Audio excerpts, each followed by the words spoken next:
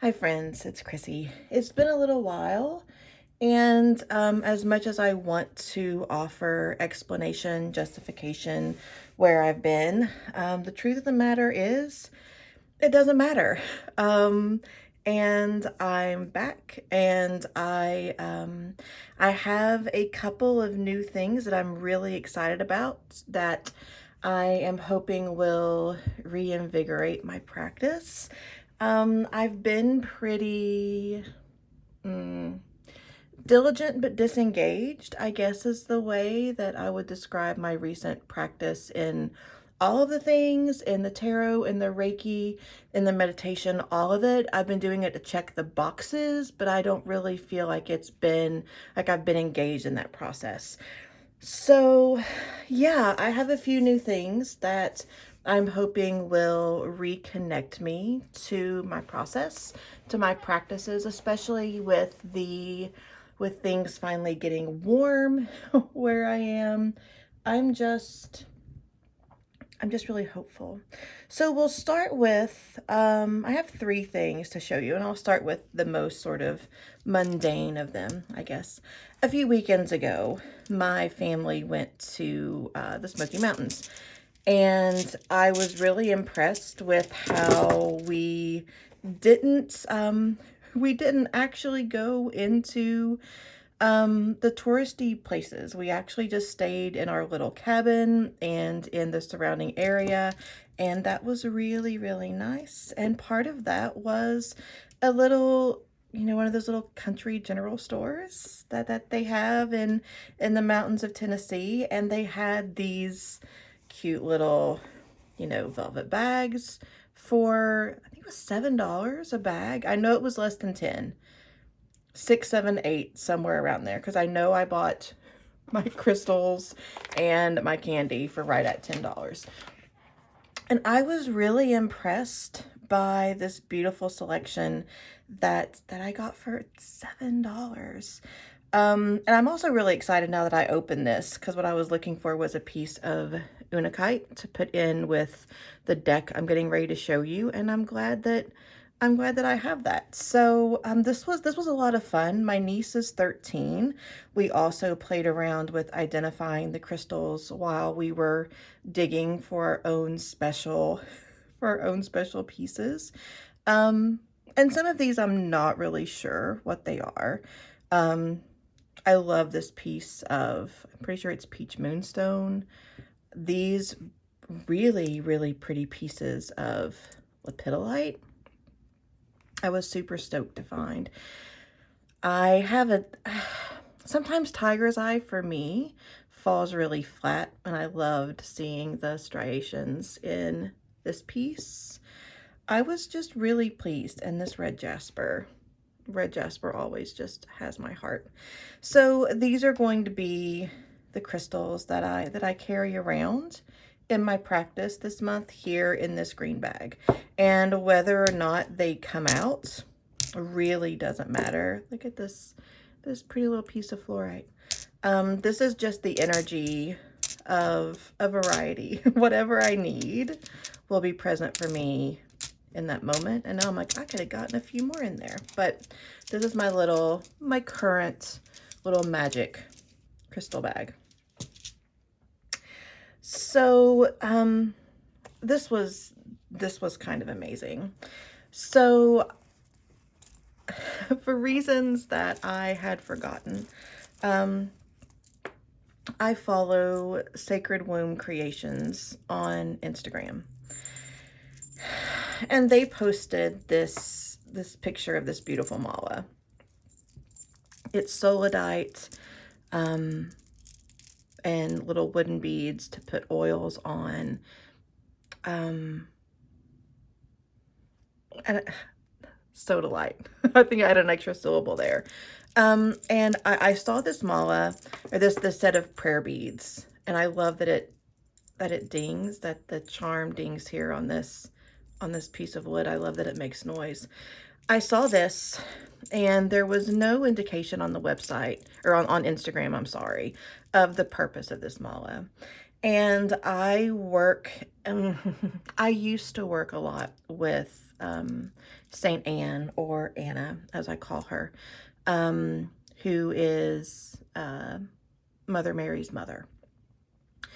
A long story short, this was the first energy, the first guide that came to me in a yoga nidra practice. It was a beautiful sound bowl practice at a studio here in town that doesn't exist anymore. The building is physically gone. It does not exist anymore. So Anna is very close to me because of that. So anyway, so I saw this set of prayer beads on Instagram, and I followed Instagram to her Etsy site, and I was like, you know, it would be really, really nice if somebody made a set of prayer beads for Anna. And as I scrolled down and found this set, that is exactly what this is. So of course, it was this beautiful purchase, and I'm still trying to figure out exactly how I'm going to work with this every day. My plan for right now, knowing that plans change often, my plan for right now is to do one cycle around the beads with breath, and then coming back the other direction with a mantra. We'll see if that actually shapes up.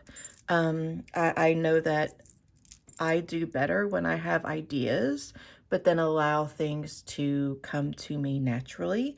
So that is how I'm going to work with this set of prayer beads. And I'm very excited. And I am looking at today. Today is Saturday, the 8th of April. I'm looking at today as a day to like gather all of my options together, and then tomorrow on Easter as a day to start experimenting with how I want this practice to take shape.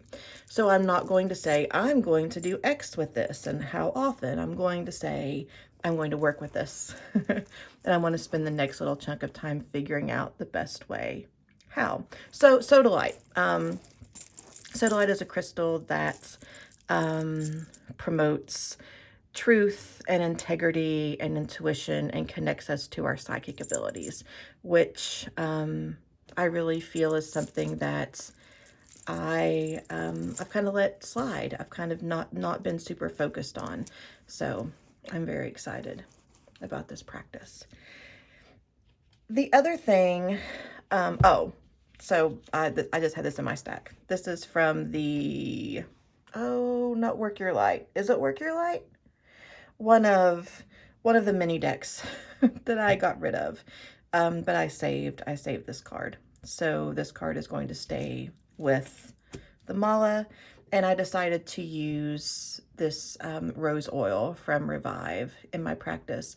I used to have a blend of jasmine and grapefruit that I really, really liked, that really connected me to this energy, but I think my carrier oil has gone sour.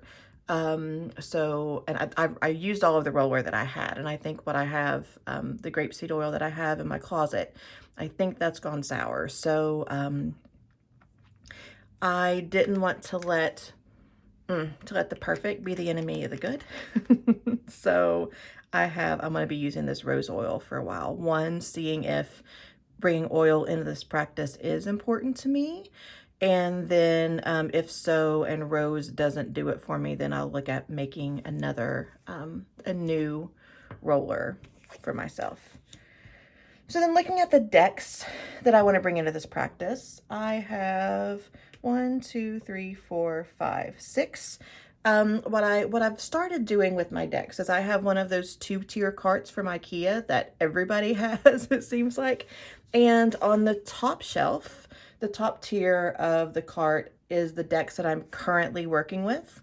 And then the next shelf down are like my second string, the ones that are really important to me, but they're not the ones holding my focus. So I'm always free to grab decks from either shelf, from either layer on the cart, but knowing these will be the ones that will be closest at reach. So they'll always be an option. Of course, without question, we have my Narrative Alchemy Tarot. This is my deck. Momentum is upside down. Of course it is. I feel like that means something when the Chariot's upside down. This is my baby. This is my heart on 78 pieces of cardstock. Yeah, I'll be choosing. I'll continue my pattern of choosing from this deck every day. The deck that my new deck that I'm super excited about was one I really didn't think I would get. I've never really been a person that is like, ooh, I want to work with a spring deck, or I want to work with a fall deck. And then I was thinking about this deck and how my friend Sarah would like it, and I thought, oh, that'd be a great deck for spring for me. So here it is. I actually had a wrap that I made for the Libra Floor Rider-Waite Smith, I think, that just happened to fit this deck. So I don't even have to make a new case for a new wrap for it. I already have one. This is the Goblins and Gardens Tarot by Jonathan Sacha and Moss Mendoza. And to be completely honest, none of these, this is a beautiful deck with it's a collage of vintage Dungeons and Dragons manuals and vintage seed catalogs. Neither one of those things particularly speak to me, but the energy behind the deck is how the world blooms when humans get out of the way. If you're looking for, and I am not a Dungeons and Dragons player, but I am very much an ancillary witness. It goes on all around me. Socially, I just don't play myself. But what happens to the world when barriers fall, when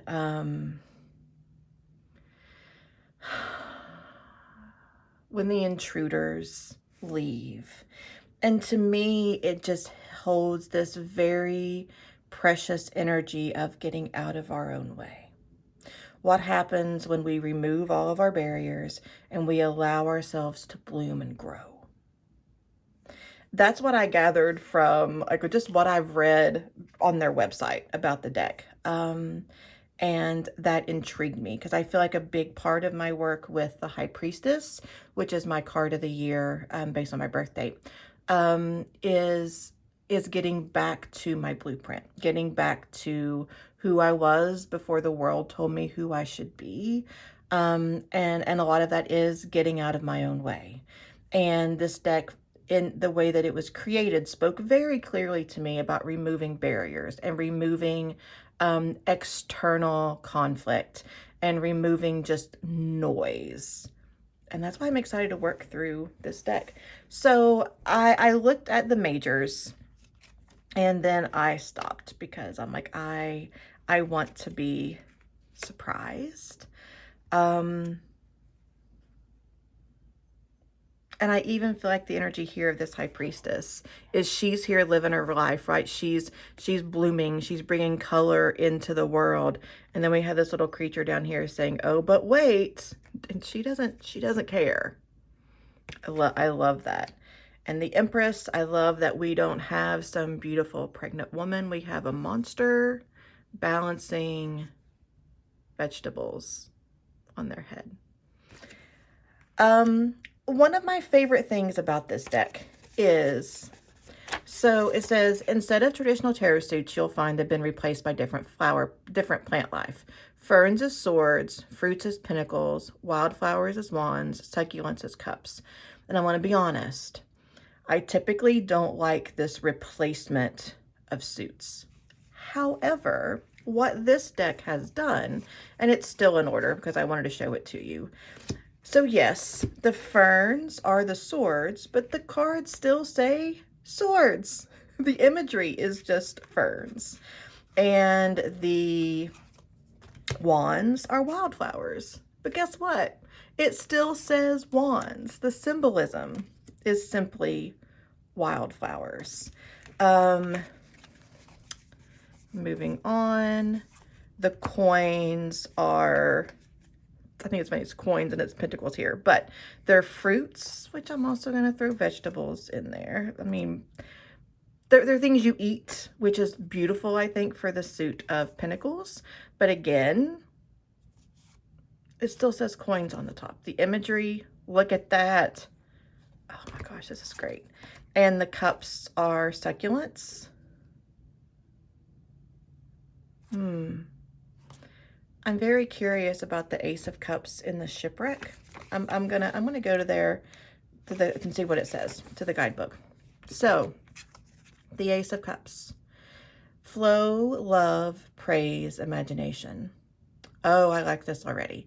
Amongst the wreckage of the past, a giant octopus lovingly curls around a silver torch cactus. There is new life down here, near the vents of the ocean floor. Can this ancient invertebrate get the shy succulent to open up? Vile vessels left only the brawniest coral alive, but the new peace that settled into the land means that reefs can rejoice and resuscitate. All of this pressure and spiritual energy spilling out. Magnificent. You can feel a deep and compassionate force flowing. How can you be a conduit? Oh my gosh, I love this. I love this. I am very excited to use this deck in my practice. And I think that the guidebook is beautiful. The guidebook feels very much like the poetry in the guidebook for the help me out here, the Mesquite Tarot. So I'm very excited for this little guidebook and how it helps me to settle in and to bond with this deck. So this is the Goblins and Gardens Tarot. There are walkthroughs on YouTube of this deck already. I anticipate after I've used it for a while coming back and telling you about how it actually reads and what I feel about it. So I'm going to do a spread with it, the introductory spread today, so I'm going to leave that out. And I really like this.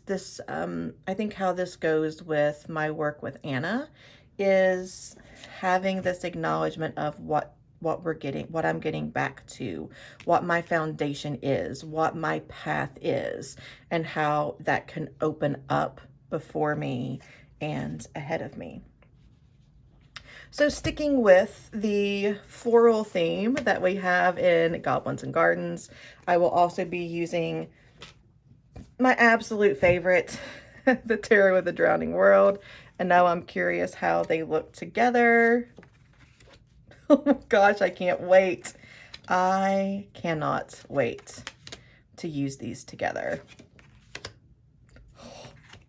Yeah, I feel like every single video I make, I talk about Tarot of the Drowning World. So it is for those of you that are new to this deck or my channel, it is a photography deck based in the style of Marseille. I don't understand it. I don't have to understand it. That's the beauty of it. I love her very, very much. So, yeah. Tarot of the Drowning World is also a part of my practice this month. And then because no practice that involves a connection to, as I move these out of the way, I'm still really excited to get to know this deck. This is the Mysteries of the Black Madonna, right? I can never get the name of this right. Hey, I did. The Mysteries of the Black Madonna. I have such a fun fabric downstairs to make a wrap for this deck. It's everywhere. We've all seen it, right? This is a deck that I plan on drawing a card from, you know, once every couple of weeks, maybe, to sit on my altar, actually probably on my desk, to work with on a daily basis while I'm working with with this energy of Anna. So my intention is, we'll see how things go. But my intention is to randomly draw a card from the Black Madonna, and then to use the guidebook and what it says about this card to find and create a mantra until I feel like it has, until I feel like it's run its course. So that is the Mother of Living Stone. Those are holy trees, Black Veil, Living Stone, Bride, Virgin, Mother.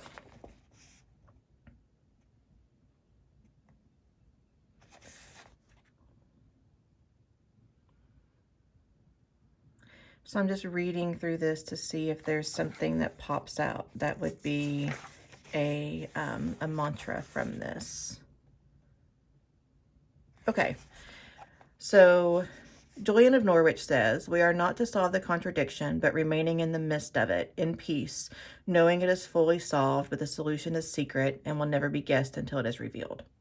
So from here, my mantra may be something like, I remain in the midst of it until peace is revealed. I remain in the midst of it until peace is revealed. And I feel like I've got my first one right there. So I'm actually going to put a little note in there so that I have that. Yeah. So I'm actually going to go ahead and set her out. So she's going to go on my altar next to Anna, grandmother of Jesus. Like sometimes I feel like I don't need to go, that what happens here in our time together is adequate. It's a part of my practice, right? So I'm not going to give an example and then say, oh, maybe I'll read about this later. If it fits, I'm going to do it now. So yeah, so my first card for working with Anna is going to be the Mother of Living Stone, which I believe is the Queen of Pentacles. I'm assuming Living Stone is Pentacles, and I know that Mother is Queen. So let me just make sure.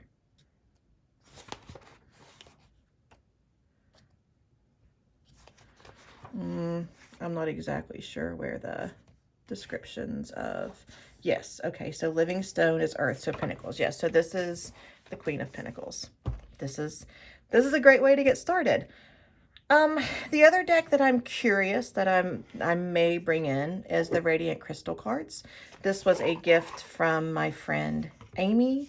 I decided to bring this deck in case of feeling stuck with a mantra, mainly because there are these affirmations on the back.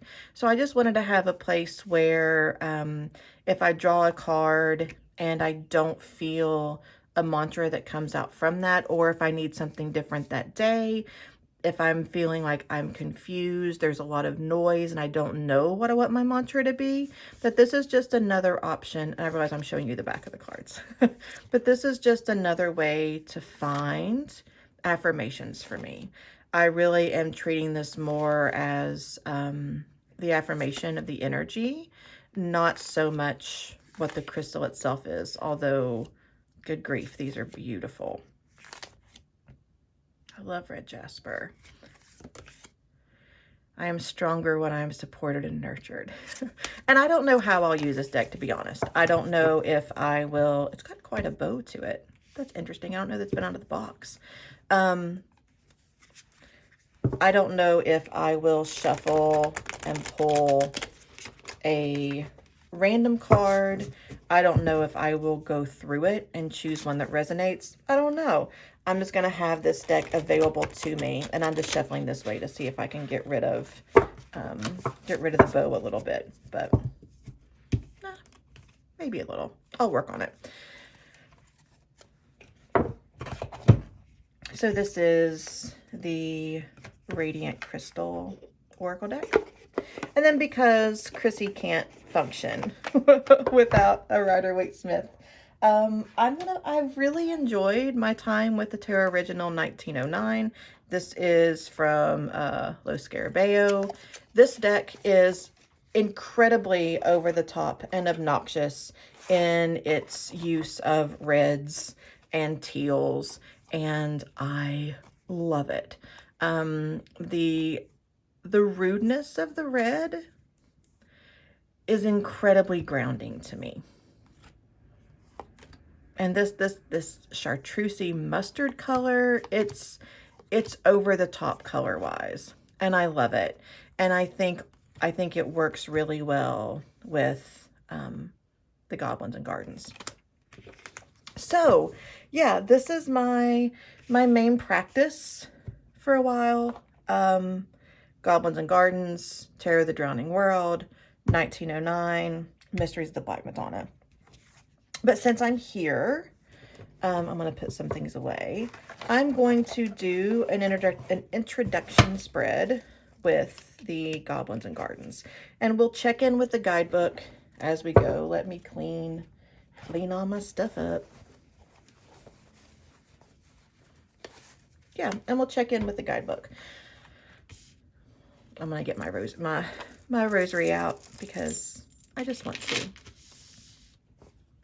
All right. I have not shuffled these, so you're going to get the first riffle live.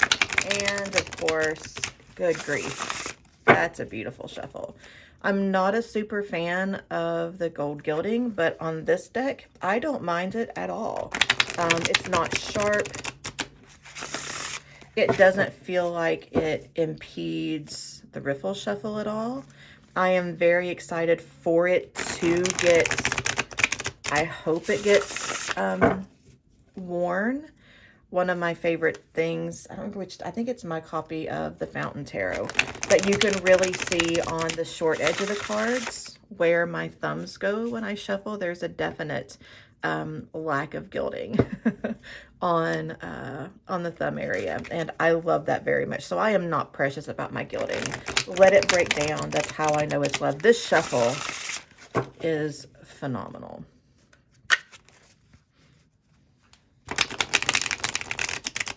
So my my deck interview spread is 3 cards. What the deck thinks of itself, what the deck thinks of me, and then the final card is our work together. And I will go by gut once I see the cards if I need to, if I want to consult the guidebook or not.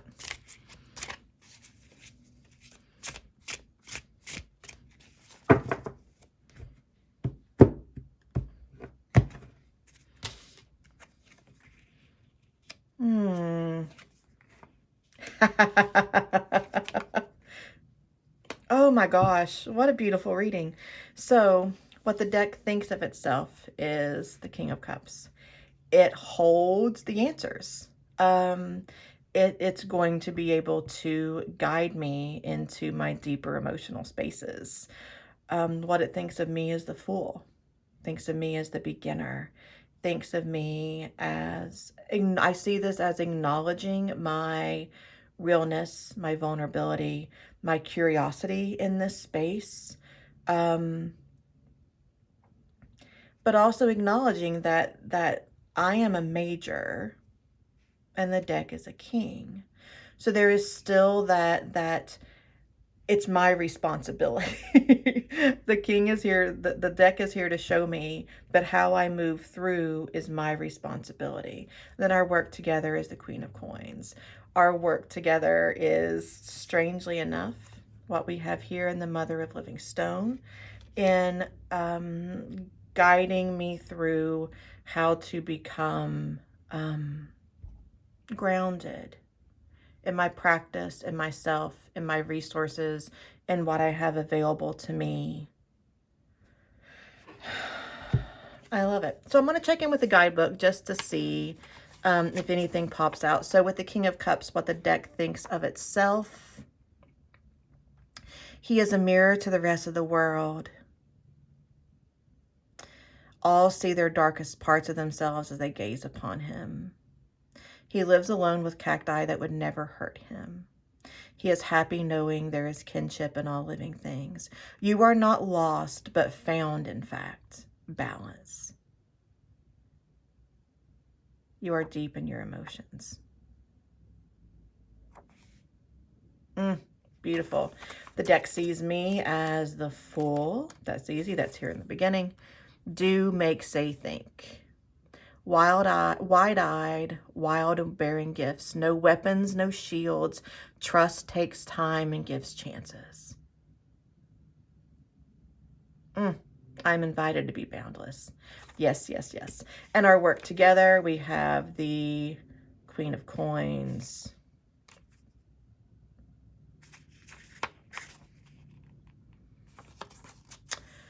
Heal, ferment, compassion, mothers. The Orc Goddess of Fertility.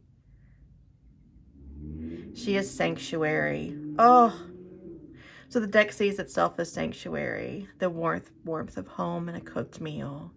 Generosity, fermentations for all, no matter kin or kind.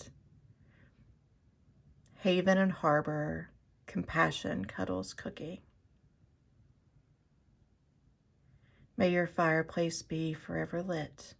May your fruit always ripen. May your crust always rise. Oh my gosh, friends, I'm tearing up as I do. What a beautiful, beautiful introduction for the Goblins and Gardens Tarot. Yeah, so this is, I guess it's the night present. This is what I'm doing now.